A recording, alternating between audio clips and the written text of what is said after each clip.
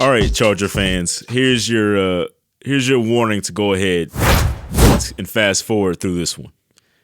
Here's your warning.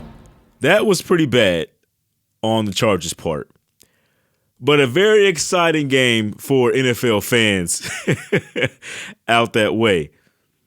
Now, so the Jaguars come all the way back from a 27-0 deficit at halftime against the Chargers, and they win 31-30. This is the third biggest comeback in NFL postseason history. I mean, you talk about a game that I feel like a lot of America tuned out, just turned away from. After what we just seen with, the 49ers, that was satisfying enough, I think. That was satisfying enough. And then you turn back on the next game, and the Jaguars are just getting curb stomped out of there. I mean, Trevor Lawrence just looked awful in that first half. 4 interceptions for him. 4. Asante Samuel had 3 of them for the Chargers. I mean, when you have a game like that as a defensive back, I mean, typically you got to win those games. Typically you win those games. With just a player playing out of his mind like that, that's out of hand. And then not only that, the Jaguars had a muffed, punt, where they hit off a guy's helmet, and the Chargers got the ball in like the 10-yard, like inside the 10-yard line.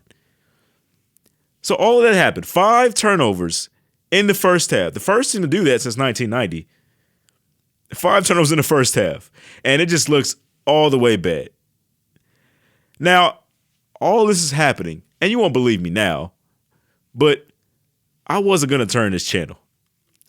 I've seen the Jaguars do too many things late in the season now that I said, let me give it one more quarter before I decide to turn away from this. Let me give it one more. Let's just see what happens. It's very possible for them to come back. I mean, we've seen it all season long with the Minnesota Vikings. They've had the crown of the comeback kids lately. So let's momentarily give it to the Jaguars.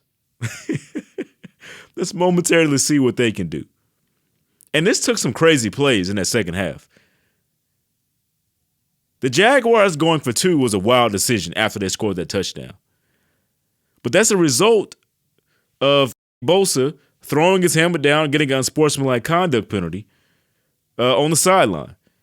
Now, was it warranted? Was his anger, frustration warranted? That right tackle did look like he moved first, a false start. That's what it should have been, I think. So it was a little warranted. But maybe he should have slammed his helmet on the sideline because they got a chance to go for 2, and Trevor Lawrence just reached his arm across the goal line, and they got it done. The 4th and 1 handoff was just as big for the Jaguars because everybody thinks they're going to go for the QB sneak again. Everybody thought that. I thought it too. And they go out there with like 3 running backs in the backfield and run an outside play. If that doesn't work, you look like a fool. If that doesn't work, you're like a fool because that ends the game for you. But because it did, you look like a genius. That's just the way it works. That's just the way it works in that. Trevor Lawrence only threw 8 interceptions going into this game, like throughout the season. He had 4 in the first half. And he comes back in that second half and throws 4 touchdown passes. I mean, my gosh, man. What a comeback story for Trevor Lawrence. What a comeback story he did. Not only getting his team to the playoffs after his rookie season, with all the hassles they had with their coaching and his bad play, to come back in this second half and to not fall apart, man. It's incredible. Now, he's the second player to have 4 touchdown passes and 4 interceptions in one game. And obviously that's Ben Roethlisberger in 2020. I mean, who else would it be? But that was a crazy comeback. That was a crazy comeback. You got to love football, man. You got to love it.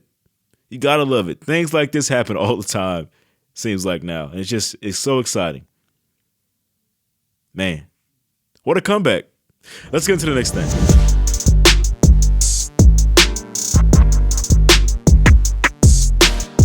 You're listening to the Rip Jersey Podcast.